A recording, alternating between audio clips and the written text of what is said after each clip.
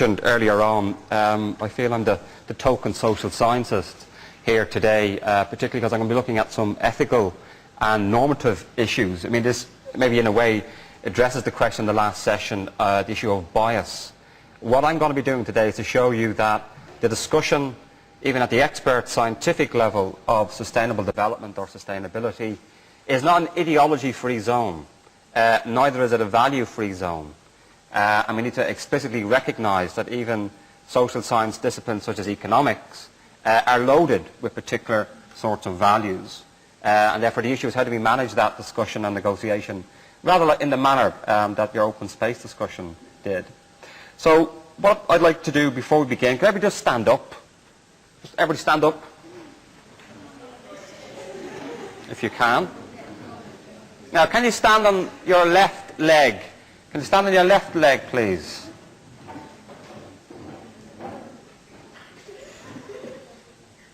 Okay, turn to the person to your left. Just say hello. Say hello. Okay, can we just sit down? Sit down.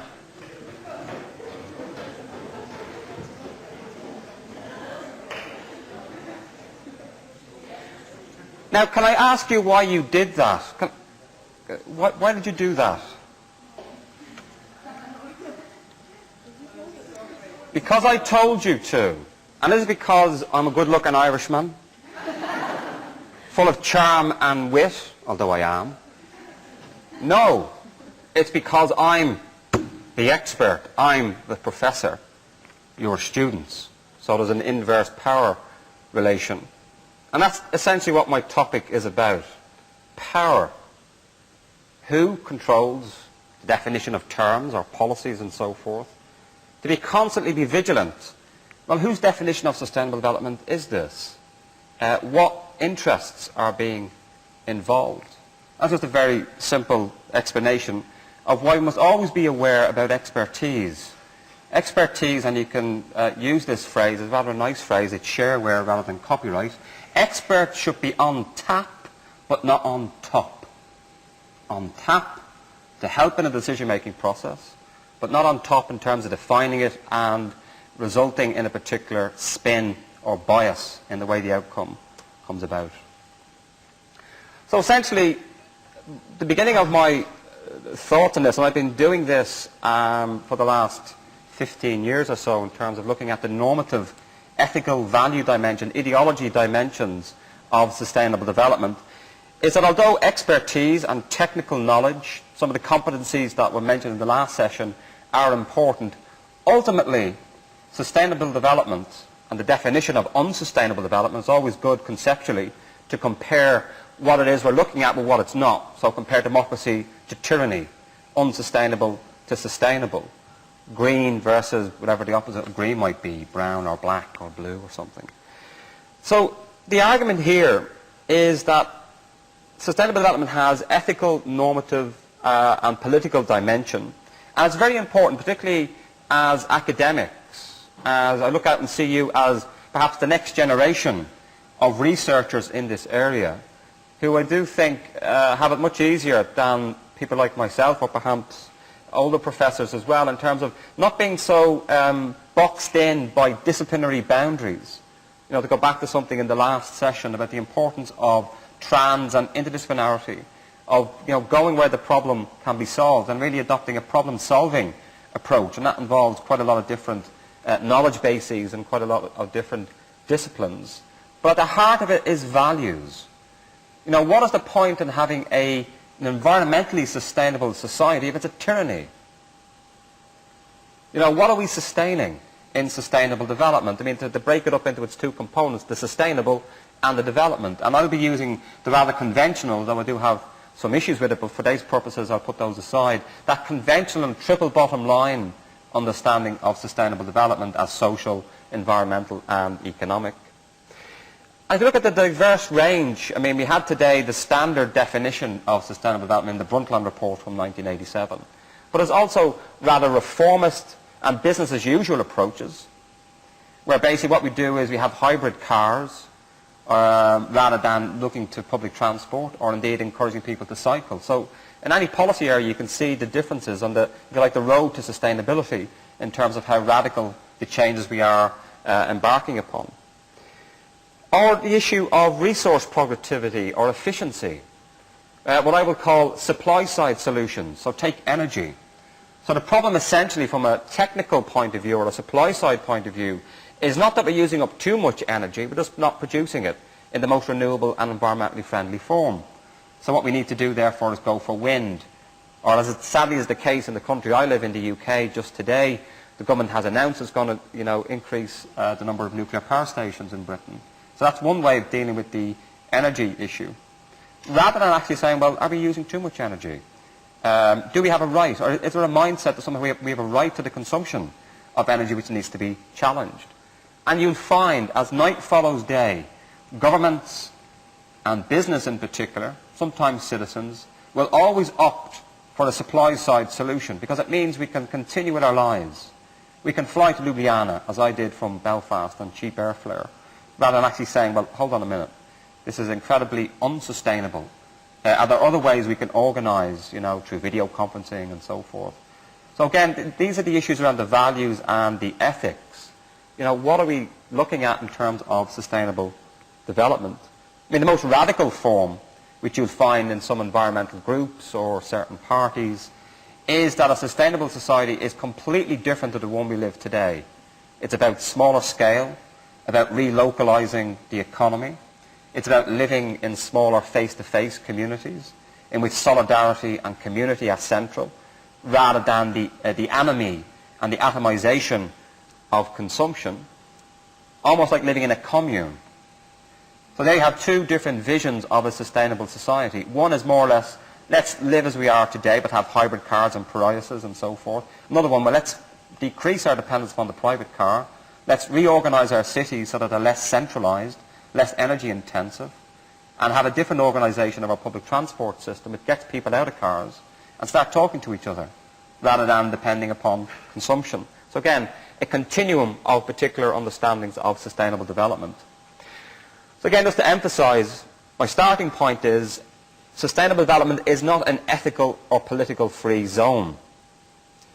And this is where it differs from issues around resource efficiency or simple environmental management approaches. Because resource efficiency by itself or environmental management by itself often takes the present society and political structure as given. That's just the way things are. It was even came out there in some of the comments from the presentations, we can't change people in terms of the way they behave. Well, the argument here is you can, we do. In terms of technological changes which can actually change behaviour, incentives which can change behaviour, either positive or negative in terms of taxes or other ways, we can actually change how people behave. So sustainable development is as much about philosophy as it is about physics. This is the full range, if you like, of the interdisciplinary nature of sustainable development. It's not just a matter of facts, although it is, the data, the empirical evidence that we have before us, and of course you'll have as part of your experience here the opportunity to go and see for yourself some real case studies as opposed to the hypothetical ones we've been dealing with today. But it's also about you, what are your values as well? Are the values of the policymaker, the values of the business stakeholder involved in, say, a stakeholder discussion? And how do we combine facts and values? Is a very old issue in the production of knowledge, particularly since the Enlightenment. How do we combine facts and values? And one of the case studies that we'll be doing later on is the issue of biotechnology.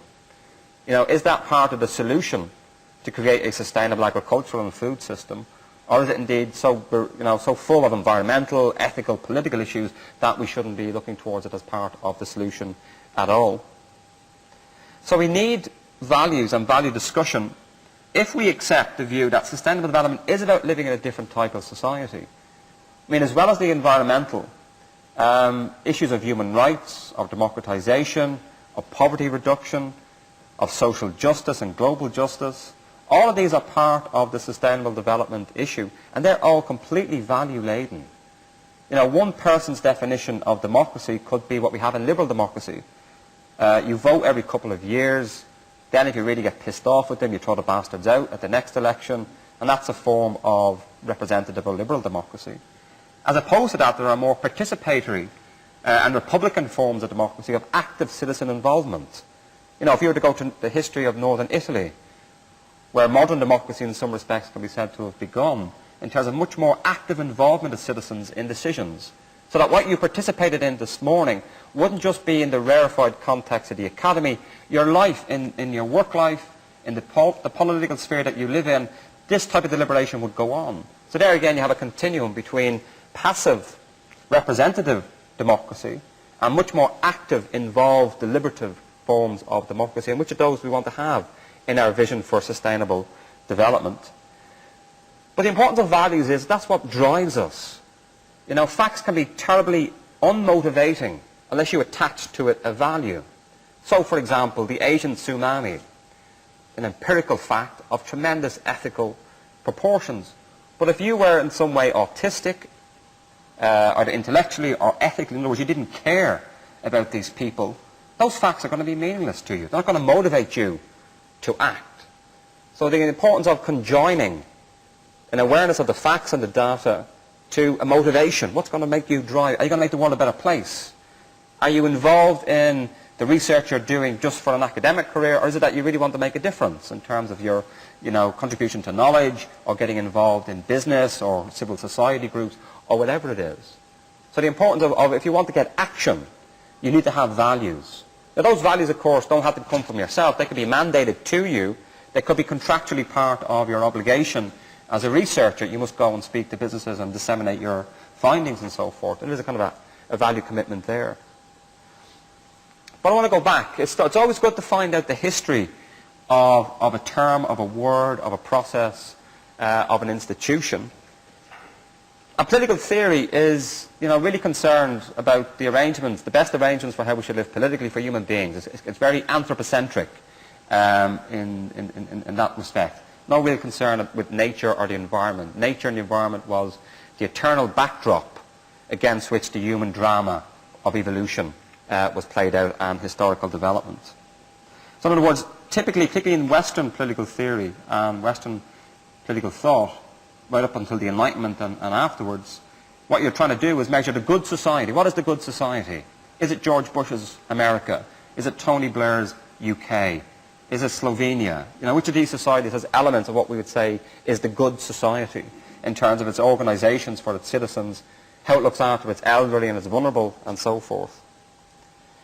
So we have a silence in political history and political theory about the role of nature and the importance of nature and the environment in human affairs. Except in the environmental management or resource sense. It's simply there as a collection of means for human ends. It's a bunch of trees that we can make into either a nature reserve or make into nice tables that we can sit at. But it has no value or meaning beyond that. In the words of Martin Heidegger, a German philosopher, it's a standing reserve. That's what nature is. It's a standing reserve, ready there for us to use, abuse, make, take and throw away as we see fit. So an extremely human-centered perspective has pervaded most of Western thought. But it has been a change in terms of placing the environment and its significance in the place of our assessment of human affairs more recently. So there's been a focus, particularly with the rise of sustainable development since the 1960s, and issues like Earth Day in 1970 and so forth being continued as occasions to reflect upon the importance of the environment and our relationship to the environment in terms of organization of society.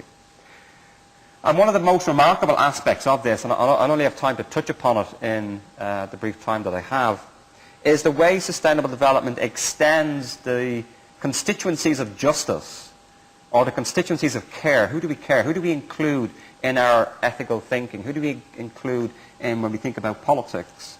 And I'll just mention three. The first one is future generations. What we do today will impact on the lives of those who come after us and those who come after them. So we have a concern now with those in the future, intergenerational justice. There's also particularly analyses such as eco-footprinting has shown this, particularly because in the West we have a disproportionate impact on the planet as a whole. The figures vary, but in Northern Ireland, I know because I've done some studies, in Northern Ireland we live a three-planet lifestyle. In other words, if everybody in the world was to live at the same level of resource use, energy, material throughput and so forth as we in Northern Ireland, we need 3 planets. In America, it's probably 10. In India, you could probably, they're only using half global capacity in terms of, so in other words, there's a massive maldistribution or inequitable or disproportionate distribution of impacts of humanity's use of the natural environment. So there is an issue of global justice. In fact, if I continue this theme, rather than the idea of debt, you hear a lot about debt relief for the developing world, where Western banks and governments have given money as loans to the developing world, and therefore the debt is what they owe us. Well, this perspective reverses that. We owe them because they aren't dealing with the problems that we've caused. In other words, when the West, as it does, pumps out its disproportionate amount of CO2 emissions, it's low-lying areas in the Pacific that are going to start drowning. It's those low-lying areas of Bangladesh that are going to have to start dealing with more frequent inundation in terms of flooding and so forth. So you get a double injustice from this perspective. Not only do the majority of the world not enjoy the benefits of industrial consumer culture, but the negative environmental impacts of that culture are disproportionately borne by the poor and the marginal in the other parts of the world. So again, a serious issue of justice. More contentious in a way is the issue then of our relationship with the non-human world. Do animals or parts of nature have rights? Can we have obligations of justice to the non-human world? Is there such a thing as ecological justice in terms of if we say that other species have as much right to live and to have access to the productive capacity of the earth? How do we factor that into our decision-making process? Most of this would be familiar to you in terms of, again, the more recent historical origins of the discourse, if you like, of sustainable development. It begins in the 1960s, which was declared by the UN as a decade of development. It's the decade where we had things like the Green Revolution in terms of the application of new technology and pesticides, herbicides, and so on in the developing world. And the argument here is that essentially the Western model of development sets the standard of what development actually is. So in other words, you measure whether or not Zaire is developed by whether or not it conforms to this Western model of development, which would include things like people moving from the land into the cities, increases in industrialization, increases in energy, electricity use, large mega projects like building dams and so forth. All of these would be the measures against which you develop a set of criteria to judge whether or not a country is developed. So essentially development here is a process of modernization. And you can say it has its roots in the Enlightenment in terms of, for example, another dimension of a developed country, according to this perspective, would be how secular it is. And you can see that this is not just a 1960s debate, but right up to the present day, in the war on terror, in this clash of cultures between Islam and the West, it's often used by Western commentators and policymakers and statesmen, very few stateswomen, mostly statesmen, actually accusing Islam of being backward because it's caught up in theocracies, it's caught up in a religious perspective, whereas the Enlightenment view is that we become freer when we rid ourselves of what Lenin called the medieval mildew of religion. So in other words, part of this process of modernization is about becoming more secular, which of course we know now not to be quite the case. Linear progress such as this, you could say, hasn't actually happened. Then you move on in terms of the 1970s. What you find around the world, or particularly in the West, is the increase in the number of environmental protection agencies, the establishment of ministries for the environment and so on. These didn't exist prior, if you like, to the crises in the ecosystems that the West experienced in the 1960s. Then, of course, you had a very significant publication, Willy Brandt, the former West German, as it was then, Chancellor, chairing a commission on North-South about trying to address this issue of global justice. Why is it that in every round of trade talks under the WTO and previously to that was GATT, the General Agreement on Tariffs and Trade. Africa as a whole region was left out in terms of benefits. So how do we address the issue of African underdevelopment? Then, of course, we had our common future with Gro Harlem Brundtland from Norway, which looked at this issue, taking a biosphere view of the planet as a shared space of all humanity under stress, resources depleting, resource wars increasing as a result of this. How are we going to deal with this in terms of a common strategy for survival? And then, of course, we had, it should be 1992, the Rio Earth Summit, the first gathering of almost all the nation states on the planet to try and put together a series of packages, a series of policies, including the Convention on Biodiversity. The beginnings of the Kyoto Protocol can be traced back to here, the Intergovernmental Panel on Climate Change. In other words, various bi- and multilateral environmental agreements to deal with the stress that the planet was evidently under. And there was an update in 2002, the Johannesburg Summit and World Summit on Sustainable Development, where these issues again were revisited, and particularly the lack of progress since 1992. So that's just some of the very brief prehistory of the issue of sustainable development. I mean, in terms of conceptually, just to tease out, sustainability has an element of nourish, almost like food. You need something to sustain yourself, support. It has inbuilt into it, if you want something to be sustainable, it has a sense of longevity. You want to sustain, endure into the future. And development then has a variety of meanings. One of them is modernization, I mentioned a moment ago, and that can take different paths. It can also mean an unfolding, a maturity, so that you can say the development of a seed into a tree is the unfolding, the telos of the seed becoming a tree. But also a sense of maturity, that you are more mature than you were a couple of years ago, although it's often hard to tell with men in particular. But there is a sense in which we mature and grow in stature as a result of it. But sustainability really is about, for me, I often take even though I'm a philosopher by training and inclination, a metabolic view. In other words, we have material exchanges with the planet, and that's largely through the economic system. Hence, I've got a particular interest in the economics of sustainable development. That's where we actually productively engage with the planet and the environment. So the economy, ecology, metabolism, I think, is the central one in terms of looking at this issue of particularly the transition, the policies we need to get us away from unsustainable development. That's if we all agree that the current path that most societies are on is unsustainable. But how do we get onto a more sustainable path? So therefore, sustainability is often, and this is as true in Friends of the Earth or Greenpeace, in environmental activist circles, as it is in corporate CEO discussions. That's about the ability of the planet to provide for the economy in a sustainable manner. Now, I think there's a lot more to sustainable development than that, but that is a central, very powerful understanding of sustainable development. And one way, if you want to decrease it or bring it down to a simple equation, this is from Michael Jacobs, who is an advisor to Tony Blair on these issues, what he calls the sustainability equation. So it looks at the relationship between the impact, the environmental impact of human activity, and he comes up with a number of variables. So I is environmental impact, P, human population, C, consumption per person, T is the environmental impact per unit of consumption. In other words, how efficiently are we actually using the Earth's resources?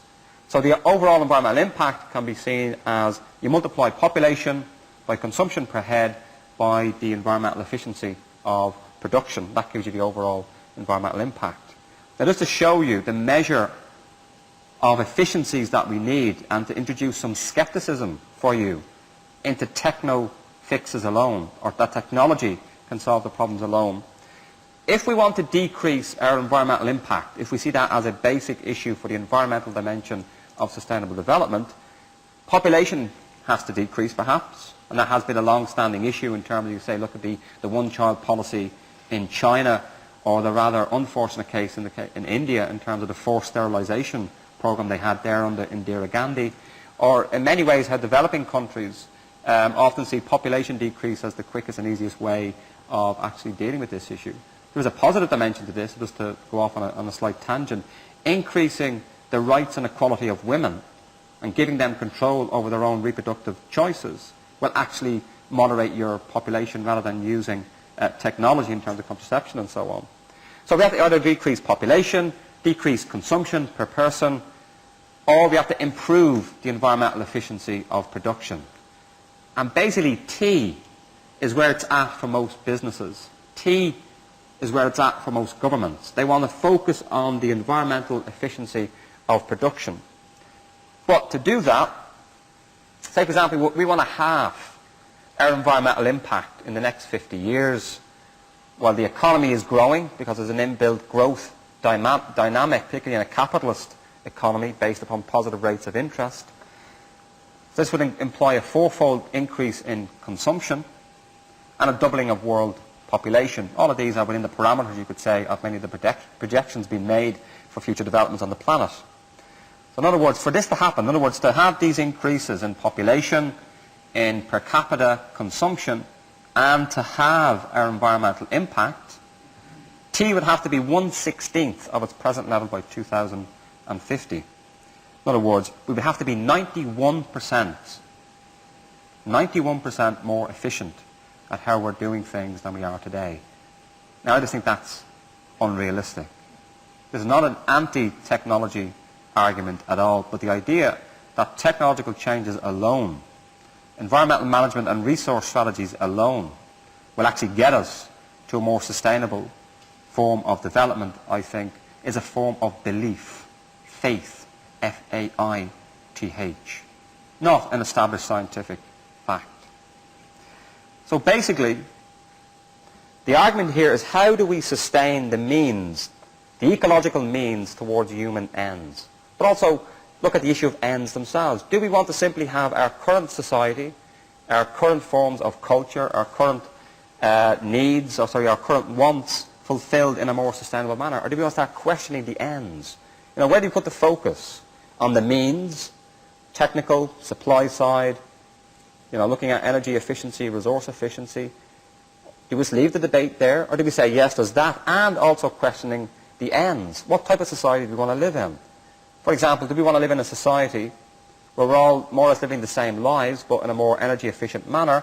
Or do we want to maybe say, well, let's have a society where we have more free time rather than necessarily more increases in consumption, if that's what people want to have? So in other words, that questioning the ends. Let's have slow food, not fast food. Is that the type of society we want to have in a sustainable society? Just to focus then on one of the ways in which sustainable development has ethical dimensions in terms of our obligations to the future, a phrase I tend to overuse is this one from the Native American Indians. I forget which tribe it is, but you know, the idea that we don't inherit the earth from our parents, we borrow it from our children. In other words, most of us have a temporal frame which is very past orientated. You know, somebody I think even said in the presentation that values and so on depend upon, you know, how we were brought up and so forth, and that's all very true. But there's also a temporal dimension running the opposite way. What we do today will affect those who come after us tomorrow and into the future. So how can we be just or fair to those who are going to come after us? And important here is the issue of needs and wants, and it actually came up in the definition of Brundtland that we had in the previous session. You know, do we have a right to fulfill wants which may compromise the ability of the future to have their needs met? I mean, needs are something we have to have. The need for water, for maybe 2,000 calories a day, according to UN or World Health Organization statistics. Wants are much more variable and often much more resource intensive. For example, we maybe all have a need for mobility, but we may all want to travel, but that may not be the necessarily best way of doing this in terms of air travel. So what are the wants, what are the needs that we're talking about in terms of the present, particularly in comparison to the future? And sustainable development implies, in a way, that we don't own the planet. We don't own its resources, the current generation, but actually it's kind of a patrimony that we inherit and we pass on to the next generation, like an heirloom that we pass on. So therefore we've no right to destroy, to degrade the planet beyond its recuperative capacity, or we have no right to destroy in a way that's going to compromise the future's ability to meet their own particular needs. But then, of course, you've got the skeptic, and it's always good to be skeptical in these things. This issue of non-reciprocity. Unlike in this room, we can all affect each other because we're here living now in the same place and time. Those in the future are powerless. They cannot really affect us in a way we can affect them. This causes a problem in philosophy and ethics, because often rights are seen as reciprocal. I respect your right if you respect mine. That's why we have a system of law and a constitution where we're all reciprocally obliged to each other under the law. But this problem breaks down when we look at those who are not yet born. We don't even know who these people are, but they may be affected by decisions we take today. So why should we care for those who come after us? Or in the argument of, this is from a right-wing economist, well, what's posterity ever done for me? I can have obligations to my parents and their generation because they fought in the war, they established the nation, they helped set up the economy that we have today, which I now benefit from, so I'll honour my parents and that generation. But why should we have obligations of care or justice to those who are yet to be born? That's just a question to think about. There's also the issue of how technology changes our obligations to the future. What is it we owe them? What do we owe the future? Because that's a basic definition of justice. You are owed something as of right. Not as a matter of charity, but a strict matter of this is your right to have this, whatever it is, minimum wage, the right to gather and form a political party, right to free speech. You have a certain specified right which constitutes what you're owed under justice. But with technology, and this is the unique situation of our present generation, is the first generation to be aware the effects we can have on the future. And we also have the technology, particularly nuclear technology, to destroy the Earth as we know it. This is unique in human evolution. In terms of previous generations, certainly we had massacres and wars in the 20th century, was certainly one of those. But it's only in the last, since the development of the nuclear age, where we have the capacity to destroy the Earth many times over. And this brings with it certain, well, you could say, moral dimensions. So what do we owe the future? Is it the world we have today, or the world that is today with some changes? In other words, we can change the planet, we can change the ecosystem, but give them in the future something in terms of compensation. So, for example, if we were to destroy the Amazonian rainforest, as we actually are, mostly for cheap burgers and the growing of Argentinian and Brazilian beef and so forth, but if we were to say, okay, let's make a decision, we're going to, clear fell the Amazon, but there's going to be a cure for cancer in it. In other words, we will destroy the Earth and so that part of the ecosystem. So the future will be different in terms of what the future will see as part of the planet's ecosystem. But in compensation, they will now have a cure for cancer or halitosis or some other disease. Now, is that adequate compensation for the irreparable loss, perhaps, of a valued ecosystem?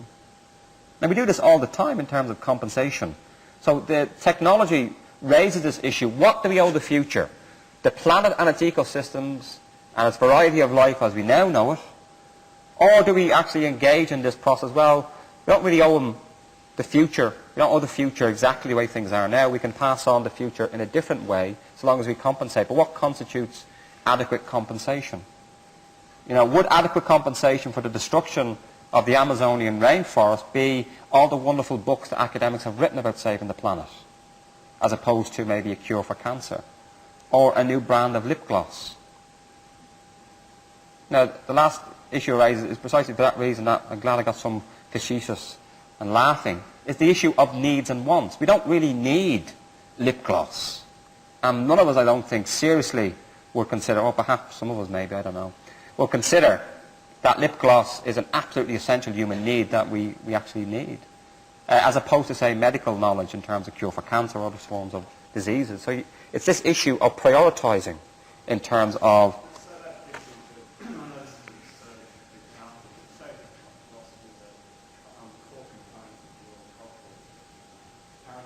Yeah.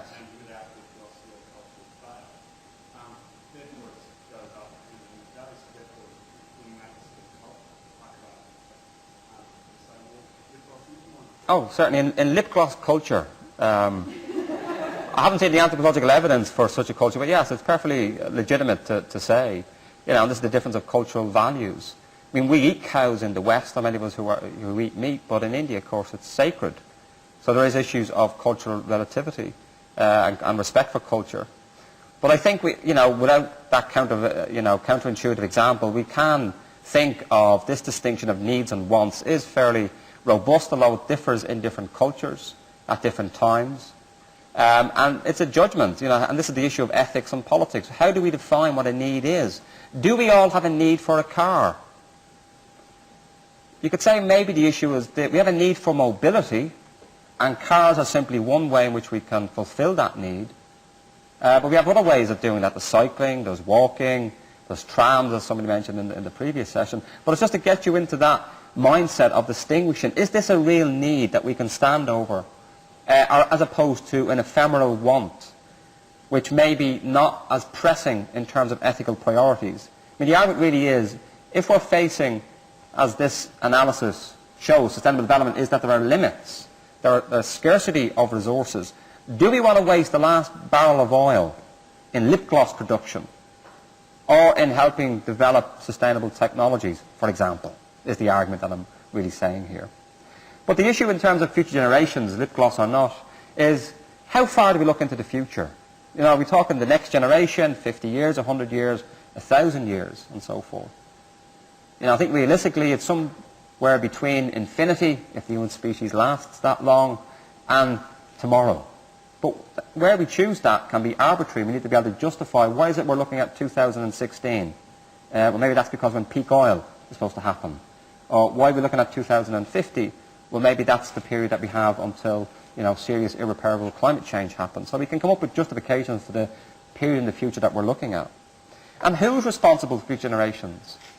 Is the whole of the currently existing human species on the planet, are they equally responsible for the effects on the next generation? Or is it, as I've suggested here, we need to connect power and responsibility? You could say that those who are most powerful, those who are having the most impact on the global environment, they bear the most responsibility in terms of doing something about it. Not the poor in Africa or Asia or South America, but the people, you could say, in the North American continent, in Europe, in Australasia, perhaps where most of us are actually coming from. We're the ones that bear most responsibility, but is it even us as individual members of these societies?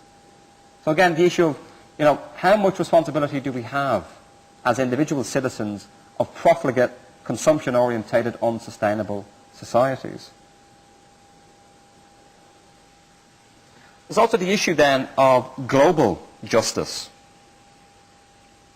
There's a strong link between global equity arguments, particularly around climate change and sustainable development. When we look at this ecology, economy, metabolism, do we look at it on a global level, some of the global ecological footprinting? If we divide up the available resources of the world and divide it up on a per capita basis, which would mean places like China and India will get a heck of a more resources than they have at the moment, because, as I say, the lives we live in the West are extremely unsustainable. We're living multiple planet lifestyles, while other people are dying because they're not having enough access to the available world's resources. So which metabolism do we look at? The global one, divided up equally amongst all its citizens, or the national one, in terms of looking at Slovenia, Northern Ireland, the UK, America, and so on? So we have, in the West in particular, our reach, our ecological reach is far beyond our national territory. In Northern Ireland, I can buy Colombian coffee. Obviously, fair trade, usually organic, give the farmer a good deal, but nonetheless, we can't grow coffee or bananas, or even tolerance often in Northern Ireland. It means the reach of the society I live in is outside its borders. We are no longer self-sufficient in the commodities, the energy, the materials, the flows that we actually use. This is the importance of this ecological footprinting methodology. So in other words, we could have an argument here where, we could be sustainable within a national territory. So Slovenia could not be undermining its local ecosystems, but be happily exporting its toxic sludge to Angola, or actually importing lots of oil from elsewhere, but exporting the results, the negative externalities to another place. So in other words, just looking at the local territory will not give you a true picture of how sustainable a society is. I mean, in America, one of the countries that has very progressive environmental legislation, air quality has improved dramatically. Protection of many of its habitats, even though it's been under threat, particularly in the last Bush governments. It has very advanced environmental legislation, air quality has increased, but yet its ecological footprint has increased. So you could say America is more sustainable in and of itself, looked at its own territory, but it's more unsustainable if you look at it globally. And that's the same picture, I think, through most Western countries. You know, our air quality has gone up. Often the efficiency with which we use, particularly fossil fuels, has gone up. You know, if you look at the developments in technology and car technology, we're now getting more miles to the gallon than we did before. But yet, our societies, as shown by UN reports or the World Watch Institute and so forth, or WWF, the Worldwide Fund for Nature did a very good report 2 years ago, I think called State of the Planet. Our societies are becoming more unsustainable globally, even though air quality, habitat protection, species protection locally is actually improving. So this issue, you must take a global perspective rather than just looking at it nationally. So you could say that sustainability refers to global sustainability, or that is meaningless. It's a bit like the old phrase they had in the socialist movement in the 19th century, you cannot have socialism in one country. In the same way, you cannot have sustainability in one country. There's a similar sort of argument in terms of, if we take this justice dimension very, very seriously, this does not mean that every citizen in every society has to have the same levels of development or the same energy and resource use. You could say, as long as global thresholds aren't violated, so whatever is the permissible CO2 levels that we can pump out, this does mean you can have variations, perhaps based upon lip gloss culture or demands for cars or whatever it is. So there are variations you can have, but so long as there isn't an overall macro or global violation of these thresholds. But very much from an ethical point of view, and that's at the heart of a lot of the debates about climate change and the Kyoto Protocol, is this idea of resource equity, that each citizen of the planet is owed, as of right, an equal share of the world's resources. Therefore, if in Northern Ireland we're living a three-planet lifestyle, it means somewhere, in some other part of the world, people are living without their planetary needs being met. Essentially, if I haven't made you feel guilty enough already, we live the lives we live, very affluent, very profligate, where we can have coffee, bananas, the whole world is our shopping centre because we have the money to do it.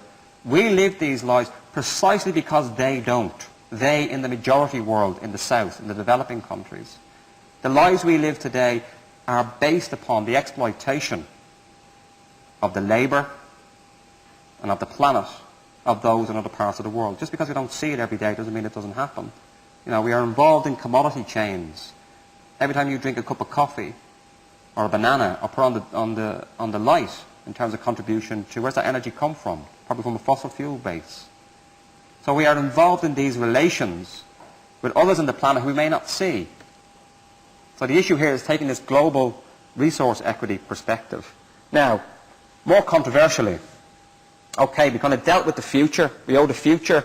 We don't quite know what it is. Can we chop down the Amazon and give them a cure for cancer? Would that be adequate compensation? We certainly have obligations to the future because we can affect them now. We have obligations of some description to the developed world, the developing world, in terms of global justice in some ways. What about, do we have justice relations with nature, with the non-human world? Can we really seriously think that we owe relations of justice to the inanimate, for example, mountains, ecosystems, as opposed to animals, which we're probably more familiar with? And what are the interests of the non-human world? They have their own interests often, in terms of particularly animals or sentient beings have particular species and individual interests. What do we owe the non-human world? For example, to challenge, if you like, the Western mindset, can we say that the non-human world has intrinsic value? In other words, there's a value of its own self, not just what we as humans put upon it. In other words, the forest has its own value, and not just what we see it as maybe a nice place to go and have a picnic, nice place to chop down trees and make into wood or whatever it is, that nature has its own intrinsic value. And even if we accept that, What does that mean? If we allow for nature to have its own interests, how does that impact on our decision making? And a thought experiment, just for you to take away, you can actually think about it now, is this idea in philosophy of the last person argument. If you were the last person on the planet, there was no prospect of any more human beings, or let's, for example, no prospect of any sentient life from outside ever coming back to this planet, and you were the last person on it, and there was a button there that you could press and destroy the planet and all its life. Even though there'd be no humans, no sentient beings that could give value to the earth after you've gone, would you do it? Am I correct in thinking most people would say no? And often if you ask yourself, if you're one of those people who say, no, I wouldn't do it, the question I'll just write down on your page where you're taking out, why? Reflect upon the intuitive, ethical, why would you, given that perhaps, you really don't have a view that nature has its own value. Well, if that's the case, well, why would you then be concerned about destroying the planet if no one is to be here to enjoy it afterwards? The one that we have most close in terms of this ethical idea of relations to the non-human world is animals, of course. Issues around animal rights and animal welfare. Great, just because there's an Australian contingent here, great ethical theorist and activist Peter Singer has done so much to promote the cause of animal rights and welfare. And largely on a utilitarian view, sentience. Animals hurt. They feel pleasure and pain, much like maybe at a more rudimentary level, depending on the species you're looking at, but they do feel pleasure and pain. So what does this mean then if we accept that sentience and the ability to feel pleasure and pain is morally important? This is if you accept the utilitarian view. Should we be all vegetarians? Where do we stop in terms of according moral considerability based upon pleasure and pain? Is it somewhere between a shrimp and a mollusk in terms of our central nervous system, the ability to feel pleasure and pain? And one of the arguments I often give to my students is reflect upon the idea that if abattoirs had glass walls, I think you'd have a lot more vegetarians. Not for any moral reasons. I don't think that people realize the conditions under which our coffee is made, how our meat is produced, and so forth. So there is an issue here of transparency, again, which is part of the sustainable development paradigm. Get all the stakeholders involved. See the connections between production and consumption. Because part of the unsustainable nature of our current patterns of development is the separation. We don't know how that wood was made, how this computer was put together. Was it a child in China? Was it an Indonesian factory worker locked in a factory with no access to a trade union or labour laws, who has to sleep underneath their machine, and so on? What about the issues of transparency, is essentially I'm getting at, between production and consumption? It's a very interesting ethical issue to look at. So, in our considerations, another way of describing sustainable development is to walk lighter on the earth, so that we're not making such a heavy ecological footprint. Well, should we include obligations to the non-human world? They don't have to be obligations of justice.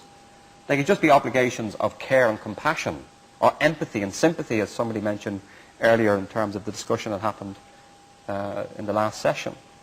So we certainly would say we owe them something. Or perhaps people have the view, listen, they're not considerable at all. We can do whatever we want with them.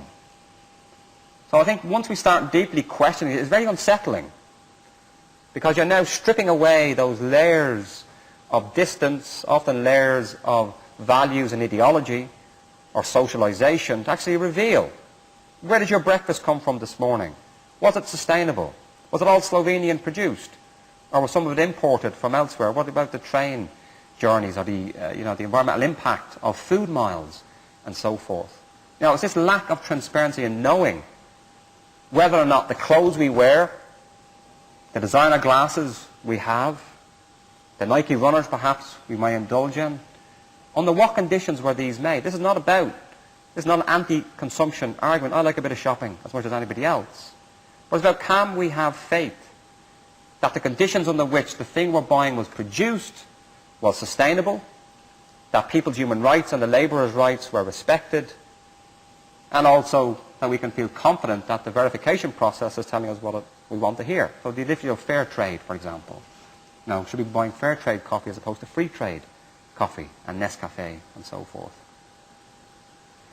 This leads nicely then into why you have these radical critiques of sustainable development, particularly amongst the environmental movement, not just the anti-globalization or global justice movement, the folks who are taking on the World Trade Organization in Seattle and Prague and so forth, although this discourse does come out there. Should we be looking at a sustainable society, not just development, because that development has the sense of a very technical way of how do we make development, the current model, how do we make that more sustainable as opposed to making a claim of a more sustainable society? You know, does sustainable development mean living in a different type of society? A human rights-based society?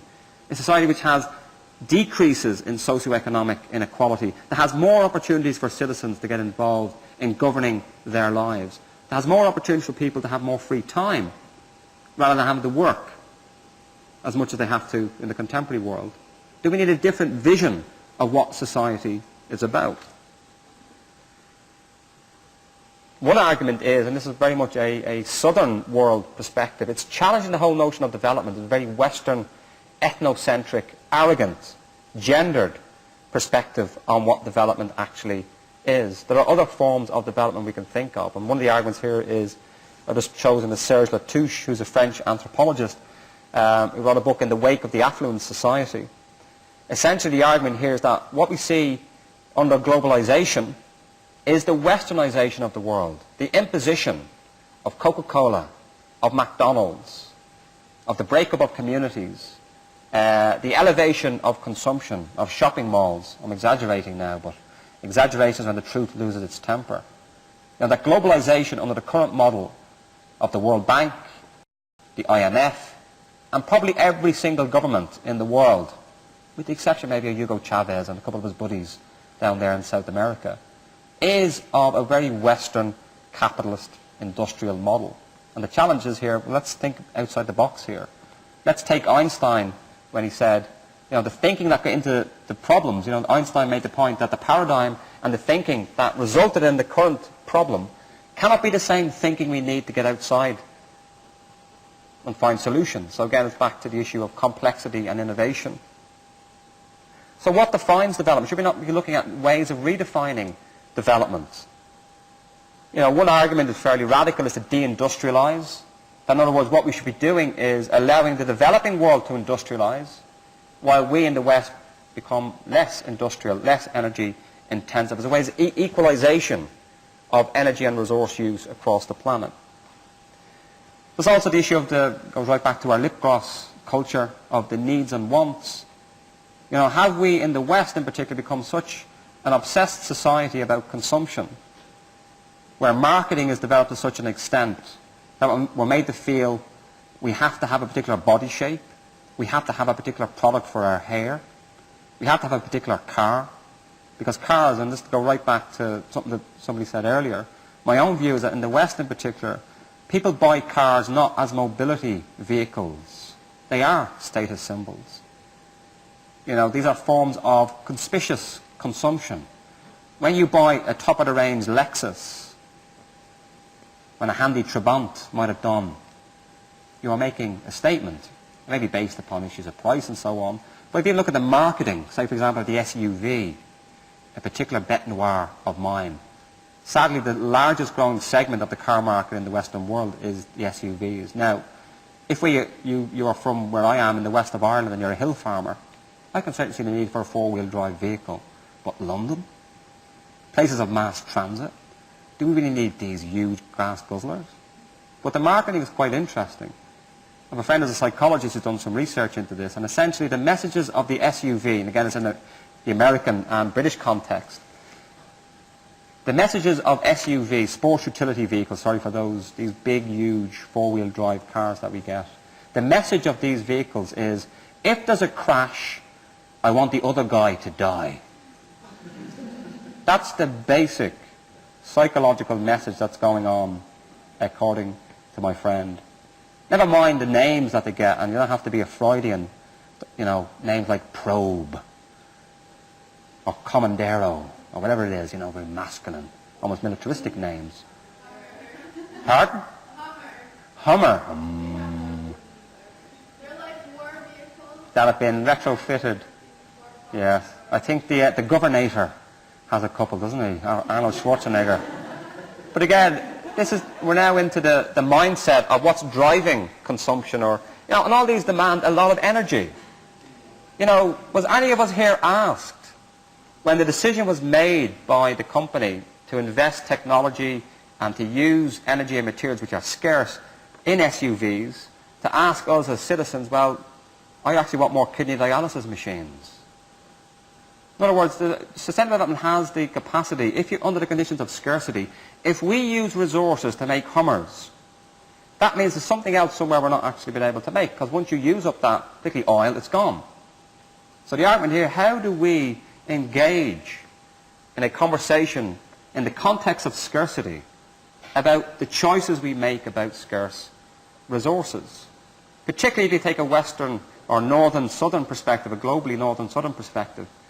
Development in the West maybe means another type of Hummer or another brand of pot noodle, a very cheap, inexpensive and non-nutritious form of fast food we have in the UK. Development in the southern world may mean sanitation, hospitals, basic infrastructure, and that's the difference between needs and wants. In other words, development in the West is largely, you could say, based around the profligation, the increase in wants that we can fulfill, finding more clever ways to make us feel unhappy with our lives, with our body shape, with how we look. The massive increase in, body, surgery is like a real indication of this. The millions that are spent every year on cosmetics and so forth. Well, if all of these are using up valuable resources, that means somewhere along the line, somebody else has been denied use of those resources if we're taking this global perspective. There's also another argument against sustainable development as it's currently viewed, this eco-bureaucracy perspective. That essentially what's happening is with the discourse of sustainable development, we're getting the GIS mapping of the world and its resources like a storehouse, usually in the interests of the West. So you could say this links us then into the war and occupation in Iraq. It was for no good reason, or it was part of the reasoning of the West, and particularly Blair and Bush in going into the war in Iraq, that it had 17% of the world's proven oil reserves. I'm not saying it was completely about an oil war, but if Iraq grew bananas, and that was its number one global export, I somehow doubt the West would have been much interested in a dictatorship based around banana production. But because it had a very valuable strategic resource, this then added to the geopolitical decision about what to do there. And this is part of the hard edge of this analysis. In a world of declining resources, we can expect, whether it's water in the Middle East, it may even be that it won't be the Palestinian-Israeli issue that will kick things off of a new war in the Middle East. It'll be water between Syria, Iraq, Turkey, Israel, and so forth, or at least exacerbate those conflicts. So in a world of scarce resources, happy days for us in the West. We have big armies and lots of technology. And as a phrase that was used when the war in Iraq started, or a picture, it was a picture of a British soldier looking at a man dressed in an Arab uniform or an Arab dress, and he says to him, "What's our oil doing under your soil?" What's our oil doing under your soil? I mean, that's the hard edge of this ecological footprint analysis. The West in particular is very dependent upon global sources of resources over which we don't have control. So hence happy days, war, invasion of Iraq, occupation. Set up a nice compliant government that will give us access to it. Of course, these are all open for discussion. I got completely wrong on this. That's just my particular opinion. But there's also then a dependency argument, that getting involved in the global economy and this particular pattern of modernization removes from us our capacity to live our own lives. So the importance of cultural specificity, and particularly I've mentioned here Vandana Shiva, an Indian academic and activist, who not only gives a feminist critique in terms of very much male values are in a lot of Western conceptions of development, but also about the need to de-link from the global economy, So you can have cultural autonomy. You know, there is an argument you find in India and China and Indonesia and places that are becoming more and more westernized, that they want to see the crescent rather than the golden arches. The crescent representing Islam and their culture rather than McDonald's and Coca-Cola coming in and taking over their food culture and so forth. So the argument here is that we need to de-link. If you value cultural specificity, we need to be very critical, or at least selective, in the types of influences, economic and so forth, that we get from other parts of the world. So the basic radical perspective, or you can call it radical, I mean here in the Latin sense of the term radical, to go back to the roots, radial, radical, go back to the roots of the issue. Not just that it's a wild-eyed anarchist or global justice perspective, although I've got nothing against those. It's actually about more going back to the roots. What is the root of the issue here? The issue is that we need to focus on the ends of sustainable development. What's it for? What type of society is it going to be? Rather than the technical means, eco-efficiency, environmental management, resource management, and so forth. And that's why you have to have this interdisciplinary conversation. You will not get it if all you're only ever talking to are other environmental managers or other technologists or scientists. You need to have this debate open up to a whole variety of different perspectives. But what might it mean in practice then, sustainable development? Does it mean a decrease in our consumption in the West and a redistribution of globally available resources and consumption opportunities to the South? Do we need to decrease the scale of the economy? In other words, the issue here is that our economies have grown too large. Not just about allocation within the economy, but actually the size of the economy, to roll back the economy, use less energy and materials, rather than simply green our energy and material use. Do we need to decrease trade globally? Now, without going back into some sort of autarky, where I quite like coffee and bananas, but I don't want to live in a world where I can't get access to those. So it's not about removing trade, but it's about having fair trade, sustainable trade, and not simply free trade, where often it's a race to the bottom. You lower labour standards, you lower environmental standards. That decreases the price.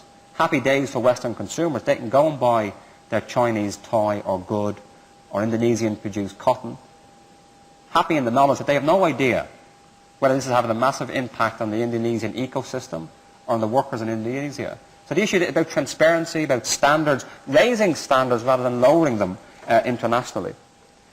Do we have to take a very pragmatic view that we save the whole planet, we save the ecosystem or the biosphere as a whole by saving the parts on a country-by-country or ecosystem basis? Because, of course, the perspective you use doesn't have to be the nation-state border.